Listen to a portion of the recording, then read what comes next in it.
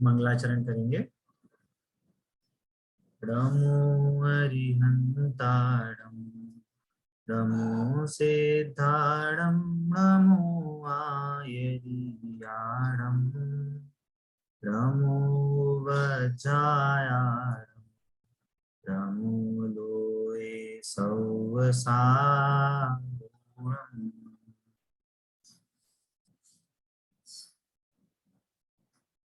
अभी हमारी कक्षा में भगवान और तीर्थंकर का स्वरूप पढ़ाया जा रहा है। अभी हम भगवान का स्वरूप समझने की कोशिश कर रहे हैं और जिसमें हमने सर्वज्ञता और वीतरागता, इसकी हमने डेफिनेशन समझी थी, है ना। गेट बंद कर। तो कल हमने क्वेश्चन रेज किया था, ओपन क्वेश्चन रेज किया था कि वीतरागता और सर्वज्ञता, इनमें से अगर कोई चीज या वीतरागता अगर पहले हो या सर्वज्ञता पहले हो, तो दोनों केस में अगर कोई चीज अगर पहले हो जाती है तो कुछ प्रॉब्लम हो सकती है क्या।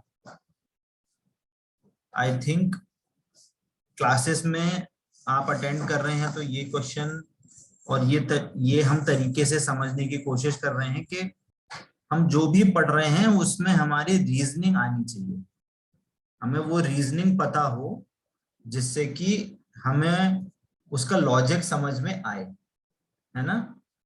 तो बताइए,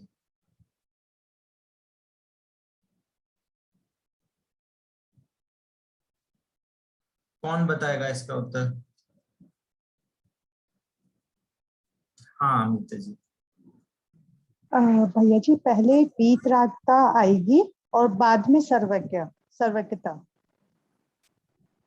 क्योंकि अच्छा, अगर पहले सर्वज्ञता आ जाएगी तो फिर सर्वज्ञ आने पर तो सब कुछ मतलब स्पष्ट दिखाई देता है। तो उसमें फिर जैसे आज हमारे को कहीं से कुछ भी हमारे को पता चलता है कि इसने ये कह दिया वो कह दिया, तो वो हमारे अंदर अगर वीतरागता नहीं आएगी तो वो हमारे अंदर संश्लेष या जैसे परिणाम हमारे बहुत उथल पुथल होएगा। तो इसीलिए पहले वीतरागता होगी और फिर सर्वज्ञता। हम्म। अच्छा, अच्छा उत्तर दिया है आपने। और कोई कुछ कहना चाहेगा, कोई ऐड करना चाहेगा अगर अमिता जी ने कुछ मिस करा है या कुछ ऐड और अपनी तरफ से अगर कुछ कहना चाहते हैं। आज किसी के कोई वीडियो ऑन नहीं है, सबके वीडियो हो गए, मैं ब्लैंक स्क्रीन को बढ़ा रहा हूँ आज। मैं चाहूंगा कि आप वीडियो ऑन करें। हाँ अंजलि जी कुछ बोल रही हैं, बोलिए। आज तबीयत ठीक नहीं है मेरी, तो इसीलिए मेरी वीडियो ऑफ है। अच्छा अच्छा, चलिए कोई दिक्कत नहीं। इसमें आप कुछ ऐड करना चाहेंगी, जो क्वेश्चन था, कोई भी कोई आंसर देना चाहे।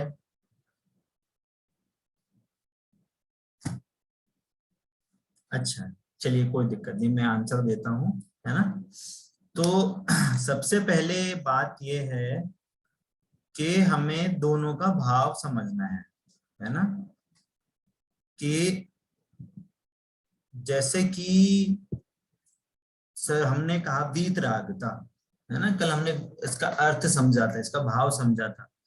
क्या समझा था कि कोई भी परिस्थिति हो या हमें कुछ भी जानने में आए, है ना, जैसे आत्मा है, आत्मा का स्वभाव जानना देखना है, तो कोई भी वस्तु जानने में आए, कोई भी परिस्थिति जानने में आए, तो हम उससे अप्रभावी रहें। तो दूसरे एंगल से कहें कि अप्रभावी रहते हुए हम सब चीजों को जाने, वो है वीतरागता, ठीक है ना। और सर्वज्ञता अर्थात क्या, कि हम सब वस्तुओं को, तीन लोक तीन काल की वस्तुओं को जानना, एक साथ युगपत जानना, उसको हम सर्वज्ञता कहते हैं। ये जैन धर्म की इन दो मुख्य बिंदुओं पे परिभाषा है। तो अगर मान लीजिए कि सर्वज्ञता पहले हो जाए और राग द्वेष का नाश ना हो, तो उसमें प्रॉब्लम आएगी। क्यों आएगी? कि हमें सारे विकार, सारी परिस्थितियां, सारी, कहना चाहिए कि किसी की दुख, किसी को मारा काटा जा रहा है, किसी को दुख दिया जा रहा है, हमारे पूर्व भवों का हमारे साथ किसी के साथ बैर हुआ था, वो सारी चीजें, मतलब खूब सारी चीजें एक साथ जानने में आएंगी। और यदि वीतरागता नहीं है तो वहां पे राग देश हुए बिना नहीं रहा जा सकता, है ना, क्योंकि वीतरागता नहीं हुई है। इसलिए इसलिए हम सर्वज्ञता को पहले उत्पन्न होना नहीं मान सकते, ठीक है। परंतु अगर वीतरागता पहले होती है तो कोई प्रॉब्लम नहीं है ना। वीतरागता हो और सर्वज्ञता बाद में हो तो कोई प्रॉब्लम नहीं है, क्योंकि वीतरागता होने से वो ऑलरेडी सुखी है, उसमें जानने में आए चाहे ना आए उसमें कोई प्रॉब्लम नहीं है ना। तो कल जो हमने बात करी थी, है ना, और पूनम आंटी ने भी मेरे को इस बात पे टोका था, मेरा एक्चुअली एंगल वही था कि मैं वापस इस बात पे आऊं। कैसे आऊं? सिद्धि करके आऊं। कल हमने ये पॉइंट उठाया था कि दोनों साथ में होते हैं, साथ में तो को एग्जिस्ट कर सकते हैं, परंतु वास्तव में जब हम देखेंगे, हमने जैसे अभी ये लॉजिक सिद्ध करा, और पूनम आंटी ने भी कल मेरे को वो बात करी थी, सही बात थी वो, कि सबसे पहले वीतरागता आती है फिर सर्वज्ञता आती है। जब हम गुणस्थानों के बारे में बात करेंगे, हो सकता है आपको गुणस्थान थोड़ा क्लिष्ट पड़ रहा हो, आपको हार्ड पड़ रहा हो समझने में। आप ऐसे समझ सकते हैं, जब अरहंत बनते हैं, हम भगवान बनते हैं, तो जो गुणस्थान होता है, वो जो स्टेज होती है जीव की, वो 13th स्टेज होती है ना। तो 13th स्टेज होने से पहले 12th स्टेज जो होती है, कुछ सेकंड्स की होती है वो, उस स्टेज पे हमें वीतरागता उत्पन्न हो जाती है। और जैसे ही वीतरागता होती है उसके तुरंत बाद ही सर्वज्ञता होती है, ठीक है ना। तो ये हम जो सिद्धि कर रहे हैं वो इस चीज को समझने कर, अभी हम और चर्चा करेंगे आगे, कि पहले सर्वज्ञता होना और वीतरागता होना का हमें इसका भाव क्लियर हो दोनों का, है ना। तो हमने ये अभी सिद्ध क्या किया कि सर्वज्ञता पहले नहीं हो सकती, वीतरागता पहले हो सर्वज्ञता बाद में हो, तो ही हम भगवान, तो ऐसा होता ही है। पर वास्तव में हम इसको लॉजिकली सिद्ध करेंगे तो यही कहेंगे कि पहले वीतरागता होनी चाहिए फिर सर्वज्ञता, है ना। तो अब ये जो हमने लॉजिक से सिद्ध किया, भगवान का हमने जो स्वरूप समझा, है ना, वह सर्वज्ञता और वीतरागता, और वो भी पहले क्या, पहले वीतरागता हुई और फिर सर्वज्ञता हुई, है ना। तो ये लॉजिक से हमें क्या सिद्ध हो रहा है, ये लॉजिक से हमें क्या सिद्ध हो रहा है? ये सिद्ध हो रहा है, अगर कोई दूसरे धर्मों में जो कहा जाता है कि वे भगवान सर्वज्ञ हैं, है ना, वे भगवान सर्वज्ञ हैं, परंतु बाहर के वेशभूषा, बाहर का उनका जो आचरण, या बाहर का उनका जो लुक है ना, वो वीतरागता को तो नहीं दर्शा रहा है ना। जैसे दूसरे देवी देवताओं को क्या बताया गया है कि उनके पास त्रिशूल है, ये है, वो है ना, वरदान दे सकते हैं, लक्ष्मी है, पर उनको कहें कि वो सर्वज्ञ हैं, तो उनमें क्या हो रहा है? दोष आ रहा है। ऐसा दोष आ रहा है कि मान लीजिए अगर 10 लोग उनकी पूजा अर्चना करेंगे और वो सबके भावों को जान रहे हैं, मान लेते हैं कि वो सब भावों को जानते हैं, सर्वज्ञ हैं, और 10 लोग पूजा कर रहे हैं, उनको सबको वरदान देना है ना, तो क्या वो सभी 10 लोगों को सेम वरदान देंगे? नहीं दे सकते। क्यों नहीं दे सकते? क्योंकि सर्वज्ञ तो हैं पर वीतरागता नहीं। वो किसी न किसी तरीके से उनके भक्तों में बायस्ड हो जाएंगे कि तुमने ये थोड़ा अच्छा किया तो इनको ज्यादा दे देते हैं, इनने ये कम करा, ये आज ये पूजा में ना ये भाव मन से नहीं करा, वो घर गृहस्थी के भावों में लग रहे, नहीं इनको वरदान नहीं देते, इनको छोटी मारुति कार दे देते हैं, इनको बड़ी कार होंडा सिटी दे देते हैं, है ना।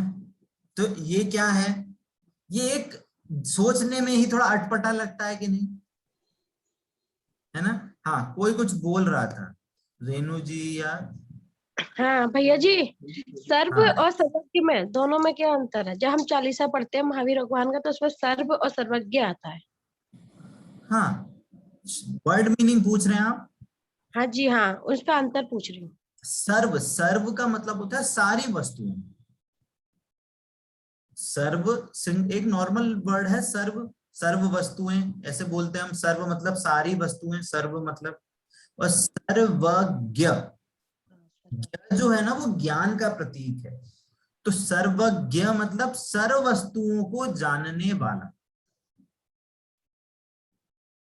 ठीक है, सर्व सर्व, ठीक ठीक है। है भैया, ठीक है। हाँ, तो अभी हम क्या डिस्कस कर रहे थे कि यदि हम ये लॉजिक से सिद्ध कर रहे हैं कि वीतरागता पहले होती है और सर्वज्ञता बाद में आती है, तो हमें बाहर की जो ऐसी कंडीशन या ऐसी चीजें जो हमें जानने में आती हैं कि वो सर्वज्ञ के गुण से सहित होती हैं पर वीतरागता नहीं है, ऐसे जो देवी देवता हैं, तो उनमें वो दोष होता है, उनमें दोष दिखता है कि उनका जो भक्त हैं या उनको जो उनके जो वरदान देने की जो क्रिया होगी वो दोषपूर्ण होगी।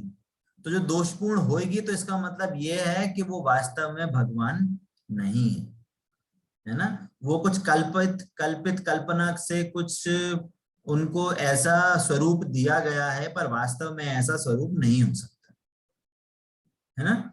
थोड़ी सी आपको बात क्लियर होती है ना। अभी मैं थोड़ी सी हार्ड बात करूंगा, थोड़ा हो सकता है कि किसी को प्रॉब्लम हो, बट आपको मैं लॉजिक दे रहा हूं, आप लॉजिक से उस चीज को समझिएगा, है ना। कि जैसे कि हमारे जैन धर्म में भी किसी लोकापवाद के कारण या लोक गलत रीति के कारण कुछ ऐसे नॉर्मल देवी देवताओं को भी पूजते हैं, क्षेत्रपाल आदि, है ना। तो वहां पे वो गुण नहीं है, वहां सर्वज्ञता नहीं है, वहां वीतरागता नहीं है, वहां दोनों ही गुण नहीं है। तो वास्तव में देखा जाए तो वे भी किसी तरीके से पूजने योग्य नहीं है, ठीक है ना। आप अकेली उनकी पूजा नहीं कर सकते। हाँ, बल्कि बल्कि हमारे जो जैन धर्म के विधि विधान या पूजन की जो स्टेप्स आते हैं उसमें हम उनको बुलाते हैं, जो वहां के उस मंदिर के या उस क्षेत्र के जो देवी देवता होते हैं वहां पे हम उनको बुलाते हैं। वो इसलिए कि किसी कारणवश उनको ऐसा ना लगे कि आप वहां पे आए और आपने उनकी अनुमति के बिना वहां पे कुछ कार्य किया। तो वो एक औपचारिकता है, वो एक औपचारिकता है कि हमने वहां के देवी देवताओं को बुलाया और बाद में जब विसर्जन किया तो उनको वहां से जाने के लिए, और वहां से हमने बोला कि हम विसर्जन कर रहे हैं, अब हम यहाँ से जा रहे हैं, और उनको फिर हम जाने के लिए या उनके हम यहाँ पे नहीं ठहरेंगे, इस बात की हम अनुमति मांगते हैं कि हमारा कार्य अब संपन्न होता है। तो ये सब चीजें तो एक औपचारिकता है, बट हम पूजन में उनको नहीं पूज रहे हैं। पूजन में तो हम कोई तीर्थंकर को या सिद्ध भगवान को या ऐसे जो हमारी जो पूजन आदि होते हैं हम उनमें पूजते हैं, बट हम क्षेत्रपाल आदि ऐसे चीजों को नहीं पूजते क्योंकि वो सर्वज्ञ और वितरागता के सहित नहीं है, ठीक है। इतनी बात क्लियर होती है सभी को। भैया जी, हाँ, पर महावीर जी में जाओ तो छितपल बाबा जी का कितना चोला चढ़ता है रात दिन। उनके तो मंगलवार को शनिवार को बहुत सारे जैन लोग छितपल हाँ बाबा के हाँ चोला चढ़ाते हैं। हाँ हाँ तो हाँ ये तो हमें पूजने लायक नहीं है। हाँ। देखिए देखिए, ये चीज है ना बहुत कंट्रोवर्सी का मैटर है ना। मैं आपको ऐसा बिल्कुल नहीं कहूंगा कि आप ना करो उसको, ठीक है ना। बट मैं आपको एक वस्तु स्वरूप बता रहा हूं कि ऐसा सही नहीं है। क्यों नहीं है? क्योंकि हमने अभी डेफिनेशन पढ़ी ना कि जो सर्वज्ञ और वीतरागता के साथ जो जीव हैं, जो भगवान हैं, वो ही वास्तव में भगवान है, वो पूजनीय है। इसी के अपेक्षा कोई दूसरे अगर कोई चीज वस्तु हो, भले ही जैन धर्म में हो, है ना, हम देखिए, हम बहुत सारी चीजों की पूजा करते हैं। हम नंदीश्वर दीप की पूजा करते हैं, वो चैत्यालय है। चैत्यालय में क्या है? भगवान का प्रतीक है, इसलिए पूज रहे हैं। हम क्या पूजते हैं? हम पंचमेरु को पूजते हैं, उसमें भी भगवान की प्रतिमा है, इसलिए पूजते हैं। हम भावनाओं को पूजते हैं। क्यों पूछ रहे हैं? जैसे 16 कारण भावना है ना, अष्टानी का पर्व आदि है, उसमें पर्व क्षेत्रों को या भावनाओं को पूछते हैं। तो वो भावनाएं वहां पे देखा जाए तो कहीं ना कहीं वो उनकी जो सर्वज्ञता और वीतरागता है उससे कनेक्टेड है ना, तो वो पूजनीय तो है। परंतु क्षेत्रपाल ये सब, ये वास्तव में पूजनीय नहीं है, क्योंकि उनमें वीतरागता नहीं है। वो भी किसी एंगल से किसी वीतरागता से, सर्वज्ञता से कनेक्टेड नहीं है। किसी लोकापवाद के कारण, किसी कुछ गलत रीति के कारण चला हो सकता है कि आपके परिवार आदि में वो चल रहा हो, परंतु आपको ये ज्ञान होना चाहिए कि क्या सही है और क्या गलत है। ये आपका पर्सनल निर्णय है कि आपको वो करना है कि नहीं करना है। हमारा यहाँ पे बस औचित्य ये है कि आपको सही वस्तु का ज्ञान है ना। हाँ, संजीव अंकल जी कुछ पूछ रहे हैं। हाँ भैया जी, जैसे पद्मावती माता जी को कुछ लोग कहते हैं कि उनका पूजन वूजन करना चाहिए और कुछ लोग कहते हैं नहीं करना चाहिए, तो ऐसा क्यों? क्या करना चाहिए या नहीं करना चाहिए पद्मावती माता जी से? जैसे 5 साल भगवान का उत्सव कला तो बहुत से लोग कहते नहीं करना चाहिए क्योंकि जो है उनके अंदर व्यवस्था नहीं है। वो इसलिए पूछते हैं कि भाई उन्होंने 5 साल भगवान का उत्सव कला, अब जबकि हर मंदिर के अंदर पद्मावती माता जी की प्रतिमा होती है, तो हमें कुछ करना चाहिए या नहीं करना चाहिए? देखिए ये चीज है ना, ये जैन धर्म में बहुत वेल डिफाइंड है ना, कि पार्श्वनाथ की कथा में क्या हुआ था, उनको जो उपसर्ग हुआ था वो क्या है ना। बट होता है कि जब हम कोई वस्तु, हम पर्सनल, अगर हम नई चीज पढ़ें उसको, अगर और दूसरे के कहे पर अगर हम चीज वस्तु को मानते हैं तो वो किसी न किसी अपेक्षा से गलत तरीके से हमारे ज्ञान में बैठती है। तो पहला तो मैं ये कहूंगा कि आप पार्श्वनाथ भगवान का जो जीवन चरित्र है, आप उसको पहले पूर्णता से पढ़ें कि वास्तव में हुआ क्या था, है ना। मैं इसलिए क्यों कह रहा हूं कि जो तीर्थंकर का जो शरीर होता है, थोड़ा सा ऑफ टॉपिक हो रहे हैं बट वो क्वेश्चन आया है तो डिस्कस कर रहे हैं। जो तीर्थंकर भगवान का जो शरीर होता है वो वज्र विषभ नाराज सहनन होता है। वो ऐसी फॉर्मेशन है कि वो पत्थर लोहा हुआ नहीं कर सकती उस पे। ने जो उपसर्ग किया था,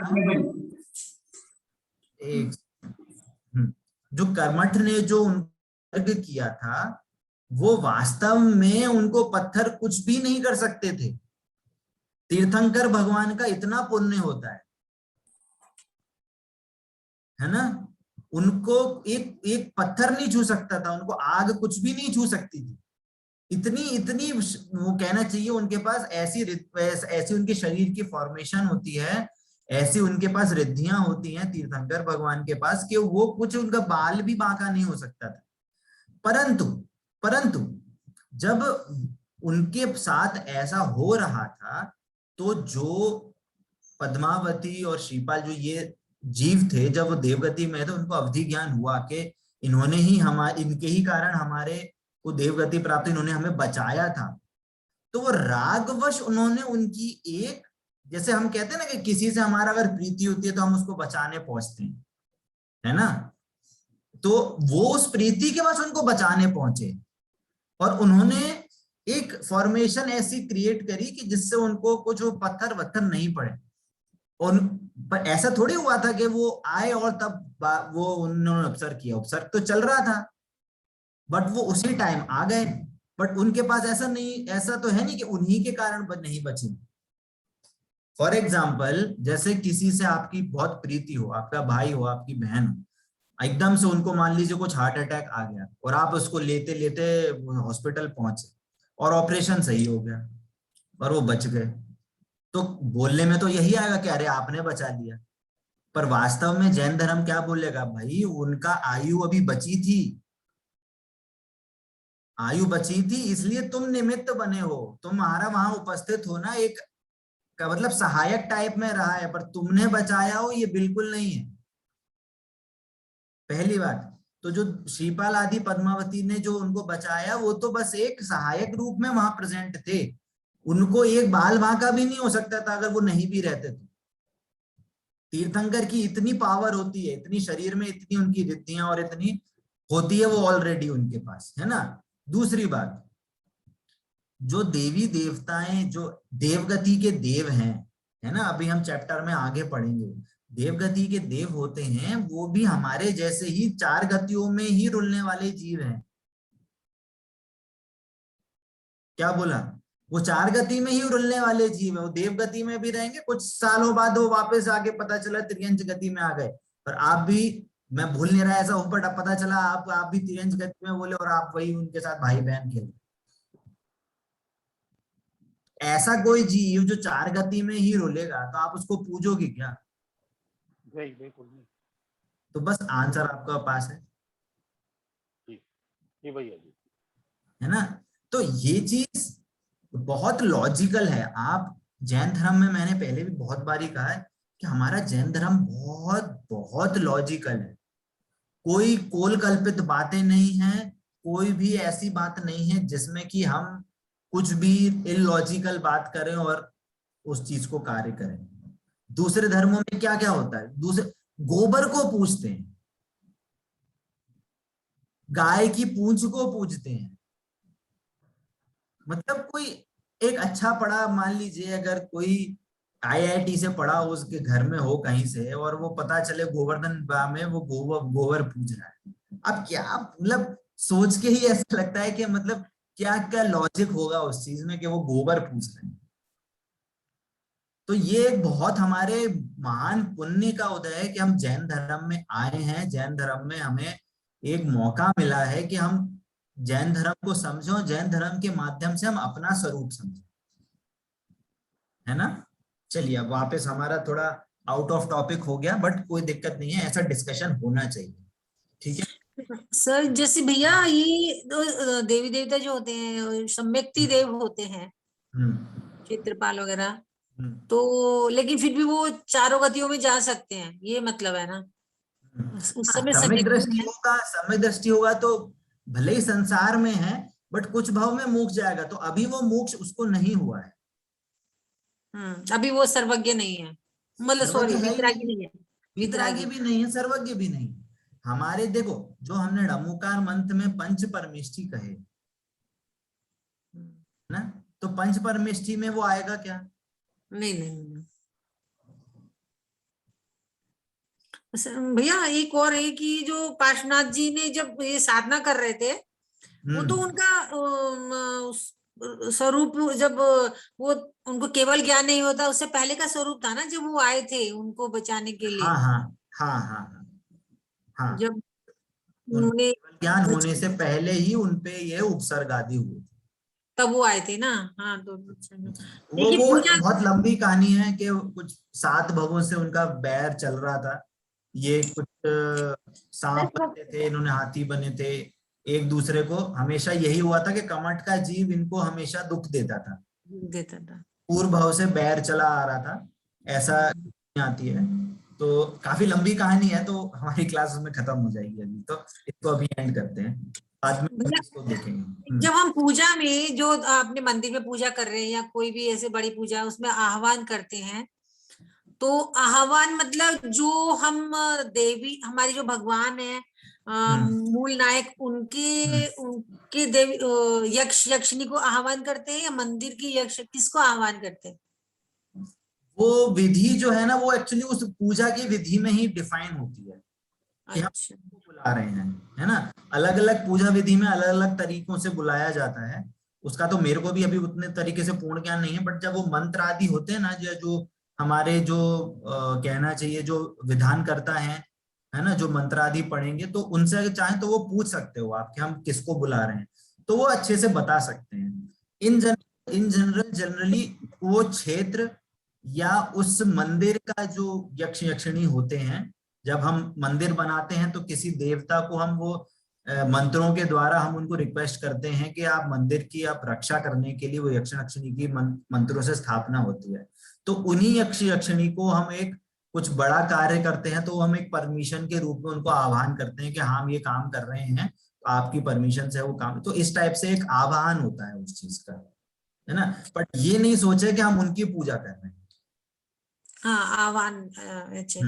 ऐसा। पर भैया जब हमारे मंदिर में कभी चोरी होती है या कुछ ऐसा होता है, तब मुझे बहुत आश्चर्य होता है कि ये हमारे जो मंदिर के रक्षक देवी देवता हैं या यक्ष क्योंकि वो कैसे मूर्ति चोरी हो जाती है, तब वो कहाँ जाती है?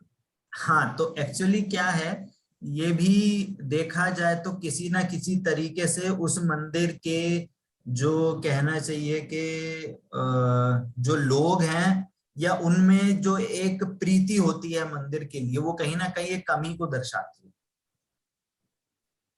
ये जो मंदिरों में ऐसे काम होते हैं, और दूसरा जो आज की काल में जो घटता हुआ काल है, जैसे घट रहा है ना, अभी पंचम है, तो पंचम टाइप का ह्रास होगा, मंदिर उपसर्ग होंगे, ये एक टाइप का मंदिर का उपसर्ग ही है। तो ये होना, ऐसा होना मतलब ऐसा इस काल में होगा, तो ऐसा जनवाड़ी में आया है। क्यों आया है? क्योंकि जो लोग हैं, लोग जो इन जनरल भले दूसरे धर्म के हों, तो उन लोगों में ही ऑलरेडी वो जो भाव होता है, भले किसी दूसरे मंदिर हो, तो वो उन भावों में बहुत गिरावट हो चुकी होती है। तो ये में ऐसा होता है, तो ऐसा होना इस काल में होगा। तो इसका मतलब ये नहीं है कि हम यक्ष यक्षिणी पे दोष उठाएं, इसका बस कि हम उस स्वरूप को समझें, किसी पे दोषारोपण नहीं करें। बट यही है कि हाँ, सुविधाओं को बढ़ा सकते हैं, थोड़ा हम अपने मंदिरों को इस टाइप से बनाएं कि वो सुरक्षित रहें और हम ही उस चीज को देखें। हमारी जिम्मेदारी होनी चाहिए मंदिर को देखना। अवसर्पणी काल में कहते हैं ना कि हरास होता है हर चीज का। हाँ हाँ हाँ, अवसर्पणी काल में। तो वैसा। चलिए ठीक है, तो हमने ये समझा कि वीतरागता और सर्वज्ञता हमारे भगवान में गुण होता है ना। और कल जो क्वेश्चन जो उठा था, शायद से हाँ वो मधु जी नहीं है अभी, उसका थोड़ा सा ये मैं कल जो आंसर दिया था वो एक्चुअली मैं भी उससे संतुष्ट नहीं था, तो मैं थोड़ा सा और क्लियर करना चाहता हूँ कि कल हमने ये बात करी थी कि जैसे हमने कोई चीज जाते जाते कोई बुरी चीज देख ली है ना, कुछ जैसे नॉनवेज या ऐसे लटका हुआ है या मुर्गा कट रहा है, तो हमको ऐसे ग्लानि भाव आता है। हमने कहा था ये ग्लानि भाव कर्म बंध का कारण है। क्यों कहा था? क्योंकि वो एक कषाय है। तो हमने क्वेश्चन बात करा था कि पार्श्वनाथ भगवान ने तो उनको बचाया था, तो क्या वो भी कषाय है? तो यहाँ पे कहने का अर्थ ये था, उस जो एग्जाम्पल देने का अर्थ ये था कि हमें ये ज्ञान में रहना चाहिए कि वीतरागता एक गुण है। वीतरागता ही हमें वास्तव सुख उत्पन्न, वो ही वास्तव में सुख है, वीतरागता। और कोई भी किसी भी प्रकार का राग होगा, किसी भी प्रकार की छोटी सी छोटी कषाय अगर होगी, तो वो हमें कर्म बंध का कारण है। ये एंगल देना था मेरे को। हमें कहीं कहीं जीवन में कहीं भी ऐसा लगता है कि नहीं, जब तक हम गुस्सा नहीं करेंगे तब तक ये बेटा मानेगा नहीं, जब तक उसको हम मारेंगे नहीं तब तक वो कुछ काम नहीं करेगा, जब तक हम उसको थोड़ा टाइट करके नहीं रखेंगे तो वो दुकान पे ये काम नहीं करेगा लड़का, वगैरह वगैरह, है ना। हमें लगता है कि नहीं यार, थोड़ा मायाचारी तो करनी चाहिए, तो पैसे कैसे कमाएंगे। या कभी लगता है कि नहीं, थोड़ा बहुत लोभ तो रखना चाहिए। या ऐसा मतलब कि कोई भी अगर ये कषाय जो है ये वास्तव में हमें कर्म बंध का कारण है, ये एंगल देना है। तो जो पार्श्वनाथ भगवान ने भी जो वहां पे दया करी थी वो भी पुण्य था, और वो पुण्य से उन्हें पुण्य बंध हुआ था, उनको वो वीतरागता का कारण नहीं बना। पुण्य बंध से उनको कुछ ना कुछ अनुकूल सामग्री मिली होगी, वो चीज अलग बात है, पर वहां पे भी उनको बंध हुआ है। और हमें जो भी कषाय होती है वो भी हमें वास्तव में वो एक अवगुण है। हमें एंगल ये देना है कि वास्तव में जो वीतरागता है वही वास्तव में धर्म है, वही सुख का कारण है ना। तो ये एंगल हमको देना था। आई थिंक ये थोड़ा सा क्लियर हुआ होगा आपको, है ना। अगर कोई और डाउट हो तो आप पूछ सकते हैं, ठीक है भैया। ऐसे पूरा क्लियर है, पर जैसे हम ये भावना भाते हैं मांस बिकता हुआ देख के दुकान पे कि भाई जो जीव कटे हुए हैं उनका मंगल हो, कल्याण हो, और जो बेच रहा है उसको सद्बुद्धि मिले, वो ऐसे काम ना करे, तब तो कर्म बंध कोई नहीं दिक्कत होगी। नहीं। देखो, किसी की दया करना, किसी को करना वो प्रॉब्लम नहीं है, मैं ये नहीं बोला। देखो, हर जीव को हर स्टेज में उस स्टेज के अनुसार भाव होते हैं। क्या बोला? कोई भी किसी भी स्टेज में है, वो स्टेज में उसके अनुरूप भाव होते हैं। जैसे तीर्थंकर भगवान है, तो तीर्थंकर भगवान अगर, मतलब तीर्थंकर भगवान नहीं, मतलब जब वो बाल्य अवस्था में है या राज्य अवस्था में है, राज कर रहे हैं, तो भी उनको उस राज्य अवस्था के कारण गृहस्थी के भाव उनको भी होंगे। आदिनाथ भगवान ने असीम ऋषि का उन्होंने उपदेश दिया, तो इसे किस भाव से दिया? करुणा के भाव से ही दिया कि सबका कल्याण हो, सबको एक पैसे कमाने का जरिया मिले, सबको जीवन यापन करने का जरिया मिले। तो वो क्या था? करुणा थी। परंतु उस करुणा की बजाय, उस करुणा के भाव के अंतर्गत कुछ कहना चाहिए कि जिम्मेदारी से कुछ चीज छूट गई। जैसे उन्होंने बैल को बोला था, अगर वो खाना खा, जब उन्होंने बोला कि बैल को घास देना चाहिए, तो कुछ लोग आए और उन्होंने बोला कि ये तो पूरा भूसा खा जाती है, बचने ही नहीं देती। तो उन्होंने बोल दिया कि तुम उसके मुंह पे बांध दो उसको, तो उन्होंने बंदा ही छोड़ दिया।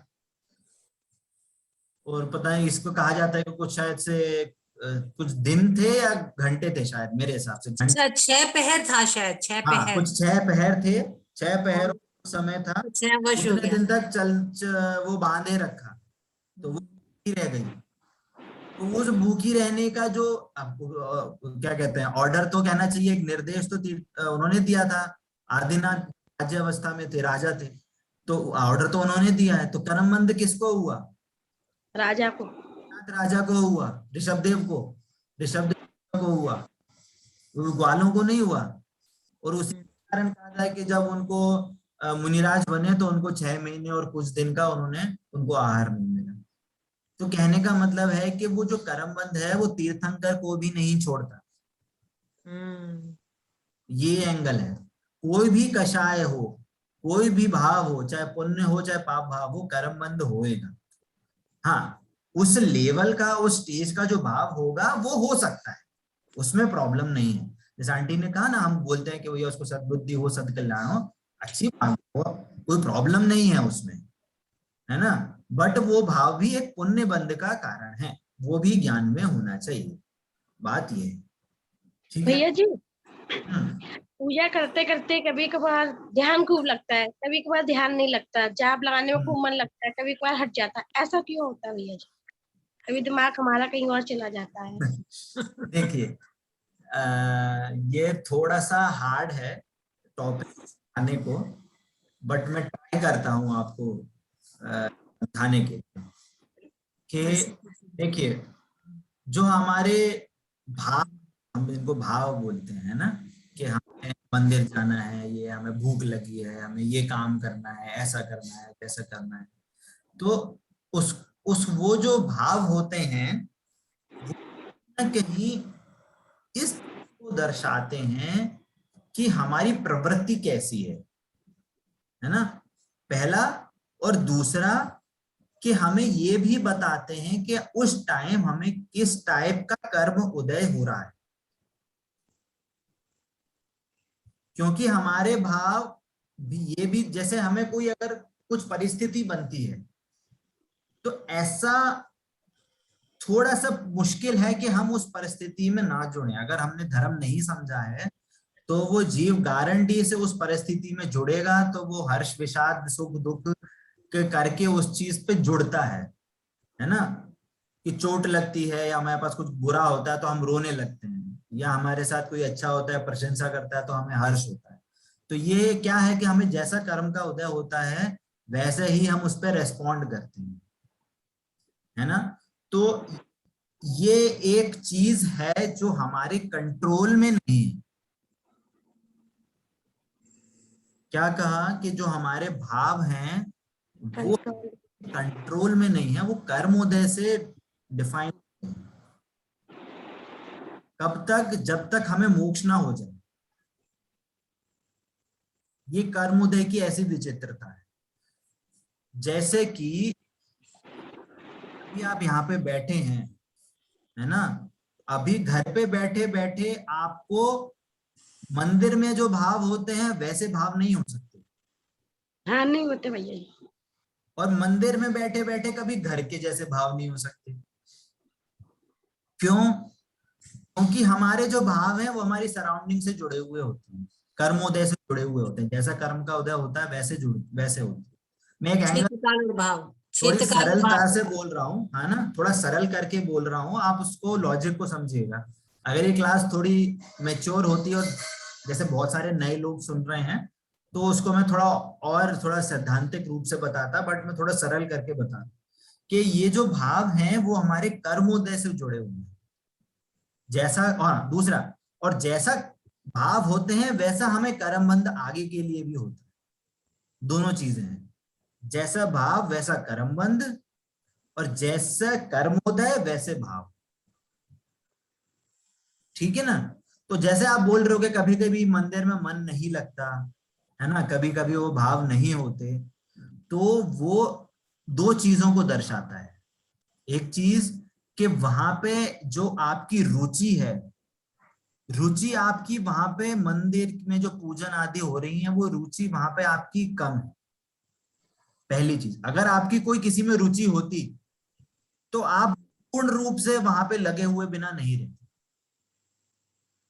जैसे बच्चा खेल रहा है, फुटबॉल खेल रहा है, क्रिकेट खेल रहा है, और उसको मान लीजिए कुछ खरोंच लग जाए, कुछ लग जाए, और वो खेलने में इतना मस्त है कि उसको चोट लगी ये भी पता नहीं चलता। क्यों? क्योंकि उसकी खेलने में इतनी रुचि है कि वो और कोई चीज नहीं दिखती उसको। और फिर घर में आके वो नहाए धोए, अरे यार ये बहुत दर्द हो रहा है यहाँ पे, तो फिर देखा, अरे यार ये तो चोट लगी है। मम्मी पूछेंगी कहाँ, कैसे लगी? अरे मम्मी पता नहीं यार, खेलते खेलते लग गई, पता ही नहीं चला कब लग गई। होता ही नहीं होता। ये आई थिंक सबको परिचय में होगा। तो इसका कहने का मतलब वो, जहां पे जो रुचि होती है वहां अपन के वैसे भाव लगते हैं। तो अगर कहीं पे अगर ऐसा होता है कि कोई किसी पूजन आदि ऐसे में भाव नहीं लग रहे, तो कहीं ना कहीं वो ऐसा लग रहा है कि वहां पे या तो आपकी उस जगह पे उस कार्य में आपके पूर्णता से रुचि नहीं लग पा रही किसी दूसरी चीज के कारण, क्योंकि आपको कहीं और रुचि लगी हुई है कि अरे घर में टेंशन चल रही है, अरे बेटा पढ़ नहीं रहा, अरे उसका एग्जाम फेल हो गया, अरे उसके मार्क्स अच्छे नहीं आए, मतलब वगैरह वगैरह। तो आपकी कहीं और जाके लगी हुई है।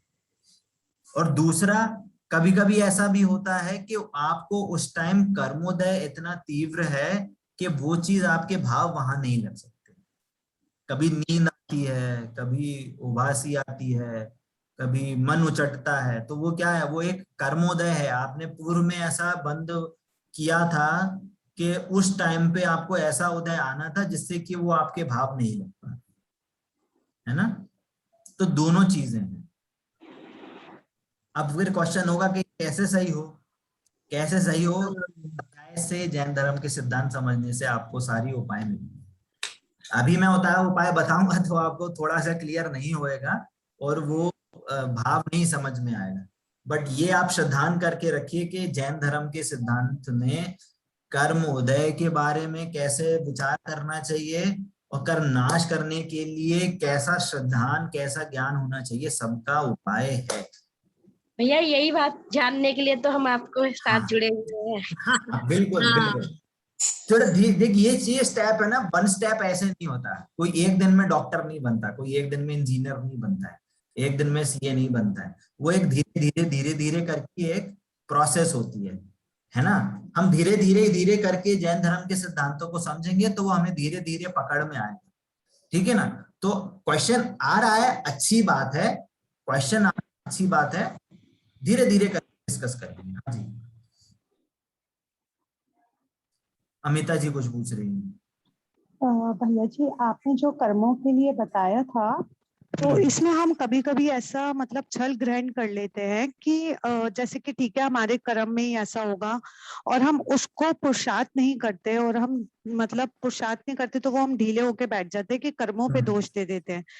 तो कई बार ऐसा सोचा कि हमें पुरुषार्थ तो हमें ढीला करना ही नहीं चाहिए, और अगर पुरुषार्थ करते करते अगर वो काम नहीं हो रहा, तब हमें ये सोचना चाहिए कि ये तो हमारे कर्म में ऐसा ही होगा।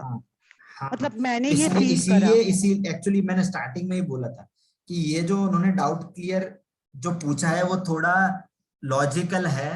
अभी सभी जीवों को उस चीज का अगर मैं बताने समझा जैसे आपने बोला है, उत्तर उसी टाइप से आएगा, थोड़ा और डिटेल में हो सकता है, बट अभी उन सरलता में समझाना वो थोड़ा मुश्किल है ना। इसलिए मैंने थोड़ा सरल करके ही बताया है कि वहां पे कर्म का उदय है। तो आपको इसलिए मैंने दूसरा पॉइंट भी रखा कि पहला पॉइंट क्या कि वहां पे आपकी रुचि नहीं है, इसलिए वो कर्म का उदय आपको वैसे हो रहा है। और वो रुचि वास्तव में, वो रुचि क्या मतलब क्या है, वो रुचि का मतलब पुरुषार्थ ही है। शास्त्रीय शब्दों में रुचि मतलब वो पुरुषार्थ है कि आपकी जहां रुचि अच्छा जी। का पुरुषार्थ होता है, वहां आपकी एक्टिविटी होती है, वहां आपका मन लगता है, आप कुछ भी करें, है ना। वो अर्थ वहां पे वही है कि वहां पे आपकी रुचि नहीं है, पुरुषार्थ नहीं है, इसलिए आपको ऐसे भाव हो रहे हैं। भैया जैसे महाराज साहब हैं, उनको ऐसे उदय में आते रहते हैं, तो हमें ये उस समय ये है यदि हमारा कर्म उदय में है तो हमें अपने कर्म को जैसे क्या है ना, एक तो हम उसको कर्म को क्षय भी कर सकते हैं और कर्म को बढ़ा भी सकते हैं। तो अभी महाराज को या किसको सबको इतना ये परिचय होते हैं या घर गृहस्थी में भी, तो उस मतलब मेन उस समय है कि हमें उस कर्म को क्षय करना है या बढ़ाना है।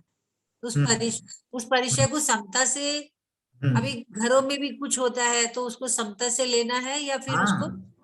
हाँ, जैन धर्म में यही बोला गया है। देखिए जैन धर्म में आज का डिस्कशन यही चला जाएगा, कोई प्रॉब्लम नहीं है। ये समझने वाली बात यह है कि जैन धर्म में सिंपल सा लॉजिक है।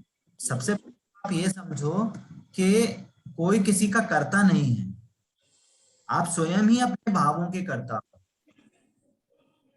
कोई दूसरा आपके भावों को नहीं कराता। ये एंगल, ये भी पॉइंट है। जैन धर्म में क्या है, हमने अभी ये समझा था, अनेकांतवाद है। सारे उपदेश अनेकांत, अलग अलग एंगल से कहें, आपको अलग अलग एंगल से समझना पड़ेगा।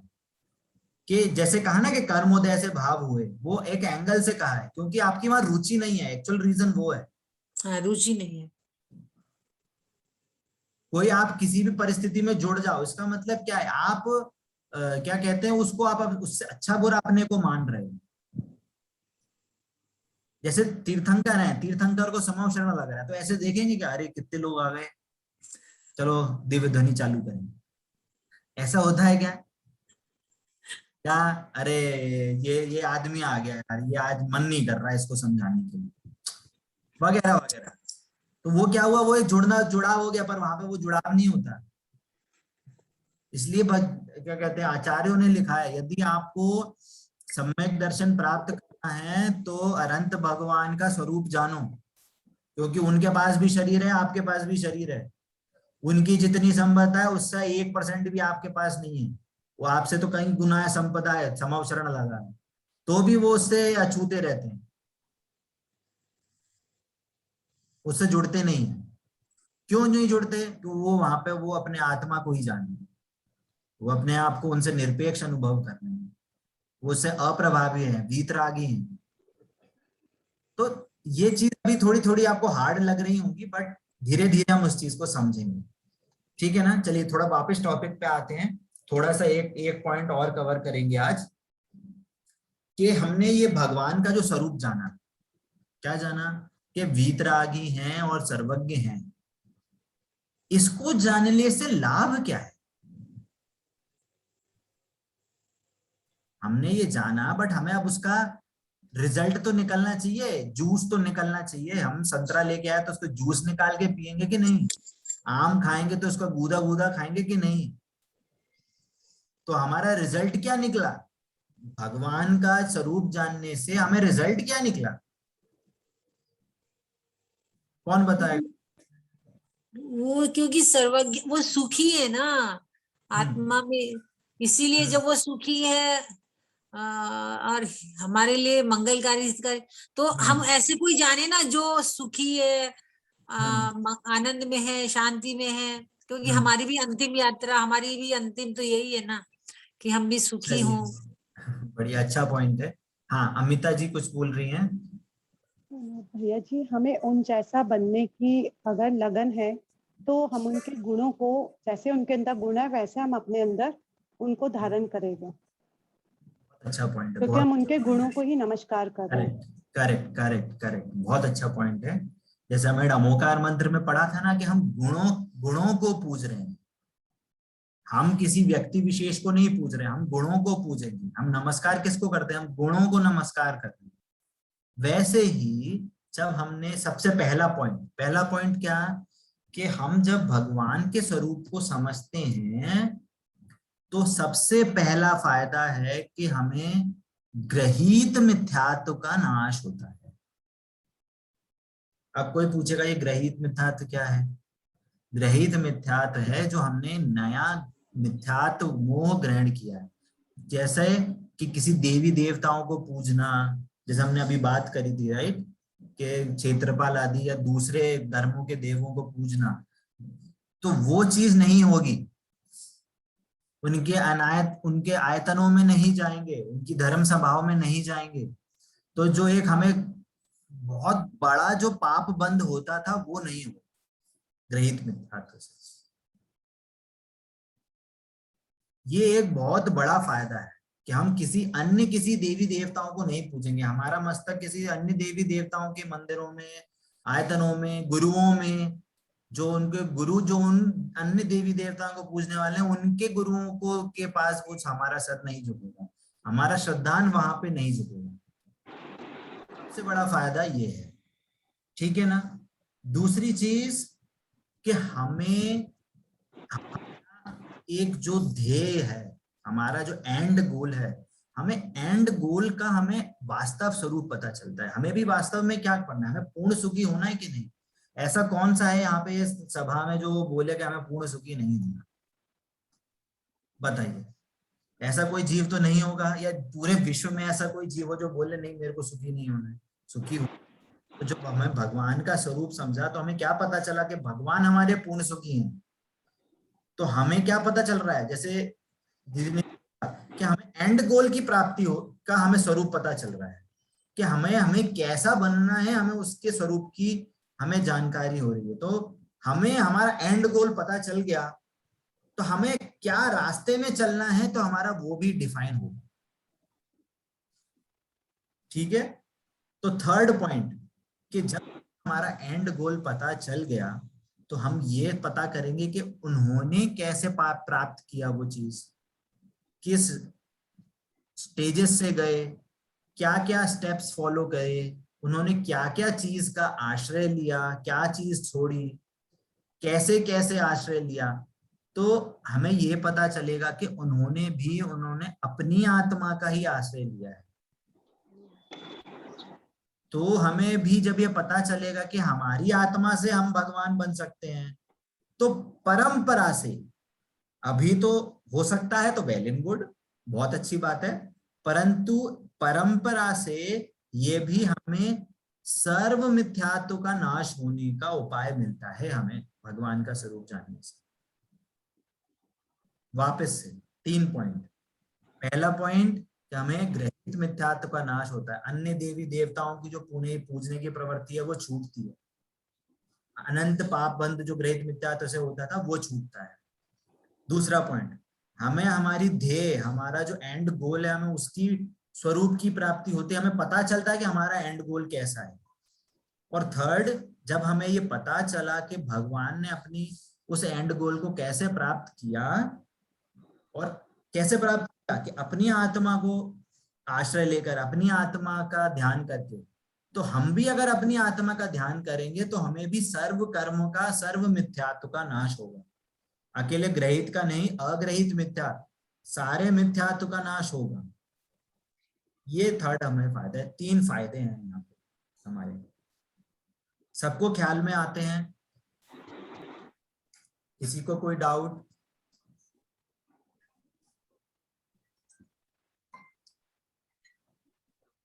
हाँ जी बताइए।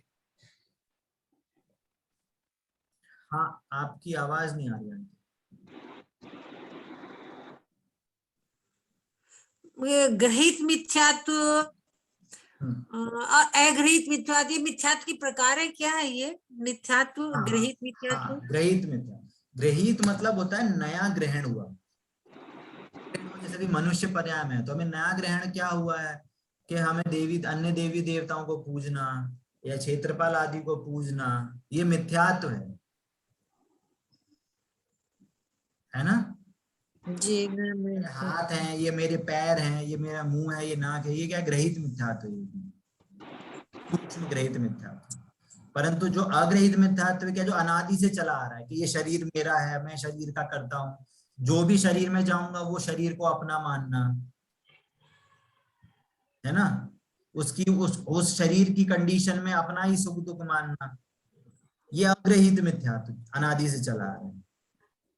इसको तो अपन थोड़ी डिटेल में, और चाहे तो अपन नेक्स्ट क्लास में इसका और डिटेल करेंगे, मिथ्यात्व अग्रहित मिथ्यात्व का, है ना? और बाकी नहीं तो मैं आपको कुछ रेफरेंस दे दूंगा इसको, छायाला में भी, और कहाँ पे आया होगा,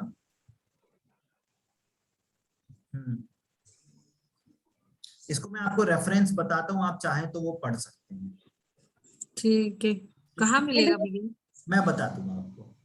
क्योंकि मतलब मिथ्यात्व की भी प्रकार है, उनमें से ये मिथ्यात्व के प्रकार हैं। आप ऐसे समझ लीजिए, ग्रहित मिथ्यात्व मतलब उस पर्याय में कोई नया मिथ्यात्व ग्रहण हुआ हो, कोई नई चीज ग्रहण की जो पहले से नहीं थी, है ना? जैसे देवी देवताओं को पूजना, उनके अनायतनों को पूजना, उनके गुरुओं को पूजना, है ना? देवी, जैसे जैन धर्म में भी हमें भगवान से याचना करना कि भगवान हमें ये दे दो, ये भैया जी तत्व है। भगवान तो देने वाले नहीं है, पर भगवान से याचना करना कि भगवान हमें ये कार दे दो, या मेरे को एग्जाम में पास करा दो, या हमें ऐसे ऐसे याचना करना, वो भी ग्रहित मिथ्यात्व है। अच्छा, है ना? जैसे भैया ये जो थे अपने मानदुंगाचार्य जी, उन्होंने जब बेड़ियों में जकड़े गए, उन्होंने फिर जो श्लोक की रचना की, तो उनकी वो बेड़ियां टूट गई, क्योंकि भगवान आते नहीं है। लेकिन जो उनके परमाणु है ना, भगवान के परमाणु तो सब जगह फैले हैं। ये है ना, ये शांति राग रुचि भी परमाणु भी सोम निर्मापित भुवने, मतलब उनके जो परमाणु है ना, वो 2500 वर्ष तक, 21,500 वर्ष तक रहेंगी, या हमेशा हमेशा रहेंगी, ये कैसे है? मतलब कि क्योंकि बेड़ियां तो टूट गई, उन्होंने श्लोक बनाए और बेड़ियां मतलब टूट गई, तो उनकी जो भगवान के परमाणु है, उन्होंने तो कुछ किया होगा ना? एक्चुअली देखिए क्या है कि वो भगवान के परमाणु नहीं है, वो भी पुद्गल परमाणु है, वो जीव द्रव्य से भिन्न है, तो भगवान के परमाणु नहीं है वो, है ना? पुद्गल परमाणु कहने में आते हैं कि भगवान के वो शरीर के परमाणु होते हैं, परंतु जो उनकी जो बेड़ियां टूटी या जो होती, वो उनके पुण्य के उदय के कारण टूटी, क्यों? वो भगवान का ऐसा स्मरण कर रहे थे। हमने जब आपको डमुकार मंत्र का जब हमने बताया था कि पापों का नाश कैसे होता है, कि हम भगवान की महिमा करते हैं, अहोभाव आता है तो स्वयमेव पुण्य बंधता है, और वो पुण्य बंधता है तो पुण्य आपके उदय में आता है, उदय में आता है तो अनुकूल सामग्री मिलती है, तो कहने में आता है कि आपके पाप का नाश हुआ। भगवान थोड़ी आए वो तोड़ने के लिए। नहीं, मतलब भगवान के पुद्गल परमाणु होते हैं वो ऐसे। नहीं ना, भगवान के परमाणु, भगवान तो जीव द्रव्य है, जीव द्रव्य थोड़ी ना पुद्गल द्रव्य के परमाणु हो जाए। हाँ सॉरी हाँ, पुद्गल तो अजीब हो गया। तो वो एक कहने में देखो, ये एक कहना चाहिए कि जब कोई कविता ऐसे लिखते हैं ना, तो एक कविता लिखने का एक ऐसा भाव, एक तरीका होता है कि हम ऐसा कहेंगे कि अरे आपके परमाणु ऐसे हैं जो कहीं भी किसी को नहीं छूते, या जिसको छू लेंगे तो उनका उद्धार हो जाए। इस टाइप के जो ऐसे हम कहा जाता है, वो एक कविता का एक तरीका है, बोलने का एक तरीका है। तो उन्होंने एक कहना चाहिए एक अतिशयोक्ति के टाइप में कहते हैं, पर वास्तव में तो वो एक महिमा तो किसकी हो रही है? परमाणु की महिमा थोड़ी हो रही है, महिमा तो भगवान की हो रही है कि भगवान को ऐसा शरीर प्राप्त होता है। तो हमें भगवान का शरीर प्राप्त थोड़ी करना है, हमें तो भगवान बनना है। भगवान, पर जैसे भैया जब जैसे भगवान गर्भ में आते हैं, जन्म होता हाँ। है, पर उस समय कहते हैं कि नरक की जीवों को भी शांति होती है। हाँ, वो जन्म के लिए, एक समय के लिए होती है जन्म तो के। वो क्या है फिर, उससे कैसे हो जाता है? क्योंकि भगवान के परमाणु तो तो पुद्गल तो परमाणु थोड़ी हुआ, वो एक दो उनके, देखो वो उनके तीर्थंकरत्व का प्रभाव, वो वैसा उदय है उनको, वो तो कुछ तरंगे तीर्थंकरत्व तो जो जाती है होंगी ना, मतलब कुछ ना ना तरंगे। ना, कुछ नहीं कुछ नहीं, तो फिर वो एक समय के लिए है, वो आपको भी पता नहीं चलेगा एक समय कैसा हो गया। भैया जी, हाँ। उसमें मैं इसमें मैं कुछ कहना चाहूंगी कि उसमें उस जीव का भी बहुत पुण्य उदय है, जो कि ये निमित्त नैमित्त का संबंध बनता है, जो हाँ। भगवान जी के मतलब गर्भ में आने का, जो सबके यहाँ पे हाँ। तीनों काल उसमें साता का उदय आता है। हाँ। ये हाँ। उस जीव का भी है पूरा कि पुण्य कर्म का उदय, और हाँ। भगवान हाँ। हाँ, सब है। देख वही वही बोल रहा हूँ कि ये चीजें, जैसे आपने निमित्त नैमित्तिक संबंध बोला, आई डोंट थिंक कि सबको ये वाली चीज समझ में आई होगी। कुछ ऐसे अभी क्लास में ऐसे लोग हैं जो इस चीज को समझते हैं, ये सिद्धांत है निमित्त नैमित्त, ये बहुत सिद्धांत है, इसको समझना बहुत बड़ी बात है।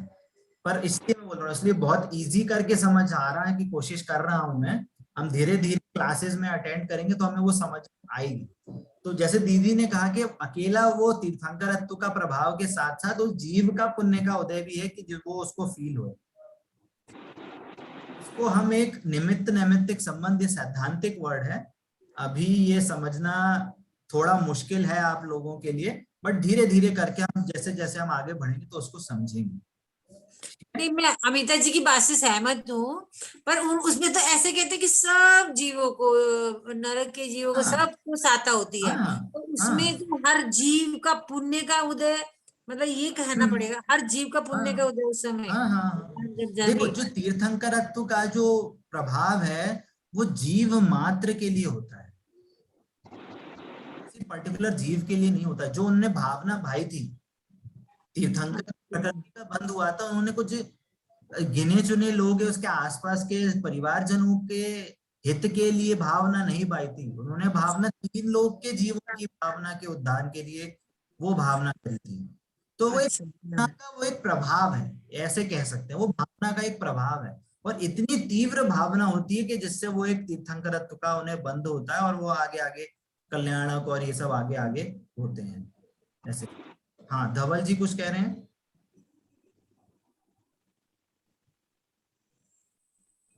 हेलो। हाँ धवल जी बोलिए। हाँ, वो भगवान के अतिशय नहीं होता, अतिशय नहीं, क्या कहते हैं उस, कल्याणक। पंच कल्याणक कल्याण होते हैं, नहीं नहीं, होते सिर्फ कल्याण होते हैं भगवान के। जन्म के गर्भ के अतिशय होते हैं वो सब। हाँ। हाँ। हाँ। ऐसा भी होता है ना? हाँ। वो भी हो सकता है। हाँ, वो तो वही है, वो तीर्थंकर प्रकृति का उदय के कारण वो सारी चीजें होती हैं। हाँ जी। हाँ, वो अच्छा। तीर्थंकर प्रकृति के कारण होती हैं, वो उसमें तब वो ऐसे कोई दो राय तो है नहीं, वो कर्मोदय है, वैसा होता है उनको, है ना? हाँ। चलिए, और किसी को कोई डाउट तो फिर क्लास एंड करेंगे, ठीक है? चलिए, सबको बस ये है कि हमारा जो एग्जाम पेपर है वो आई थिंक सबको मिल गया होगा। हम चाहेंगे कि आप संडे तक वो क्लास का जो असाइनमेंट है वो आप उसको पूरा करें, है ना? आप अपने भाव कैसे भी चाहें वो लिख सकते हैं, है ना? ये असाइनमेंट आपको ऐसा नहीं है कि आपको एक कुछ मार्किंग हमें कुछ करनी है, कोई फर्स्ट एंड थर्ड कुछ करना है, बट वो एक यह है कि आपने जो पढ़ा है उसको आपने कितना ग्रास्प किया है और कैसे आप उस चीज को समझे हैं, बस उसका एक अनुमान लगाने के लिए क्वेश्चन आंसर है। तो आप बिल्कुल भेजिए, है ना। और दूसरी बात, ये आंसर किसी को भी शेयर नहीं किए जाएंगे। हम हो सकेगा तो हम नेक्स्ट क्लास में, संडे की के बाद जो नेक्स्ट क्लास हमारी फ्राइडे होगी, हम उसको उस क्लास में हम इसको डिस्कस करेंगे। तो जिससे कि किसी को भी अगर कोई डाउट हो तो वो डाउट में क्लियर हो जाए। और मार्क्स की बिल्कुल टेंशन नहीं रखें, है ना। मार्क्स बहुत लीनियंसी होगी, जैसे आप चाहें वैसे मार्क्स मिल जाएंगे, उसमें कोई प्रॉब्लम नहीं, ठीक है। जिनवाणी के ज्ञान से सूझे लोकालो, वाणी मस्तक नमो सदा दे तुमको। बोलिए दाक्षिण में जिनवाणी माता की जय। अहिंसा में जैन धर्म की जय। जय जय जय जिनेंद्र सभी को। जय जय जिनेंद्र। जय जिनेंद्र सबको।